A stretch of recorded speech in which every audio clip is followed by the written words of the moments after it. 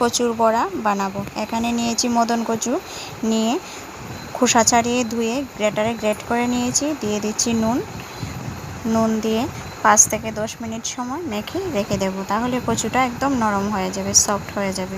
এবার কচুর মধ্যে দিয়ে দেব বাকি উপকরণগুলো, পেঁয়াজ কুচি, লঙ্কা কুচি, শুকনা চাল, আতপ চালের গুঁড়ো, তারপর হলুদ গুঁড়ো, শুকনা লঙ্কা গুঁড়ো, সব কিছু দিয়ে ভালোভাবে মেখে নেব। একদম আঠালো করে মেখে নিতে হবে, কোনো রকম জল দিইনি, জল ছাড়াই মেখে নিয়েছি। এবার একটা কড়াতে তেল গরম করে দিয়ে দিচ্ছি পকোড়াগুলো আমি লাল লাল করে উল্টে পাল্টে মুচমুচ করে ভেজে নেব। একদম লো আঁচে ভাজতে হবে। এই যে আমি প্রথম কিছু পকোড়া ভেজে নিয়ে নামিয়ে নিচ্ছি। এবার বাকি পকোড়াগুলো এইভাবে ভেজে নেব।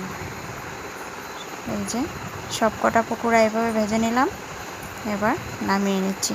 আপনারা চাইলে এটাতে নারকেল কুড়া মিশিয়েও পকোড়াটা ভাজতে পারেন, দারুণ লাগে এভাবে পকোড়া ভেজে খেয়ে দেখবেন। ধন্যবাদ।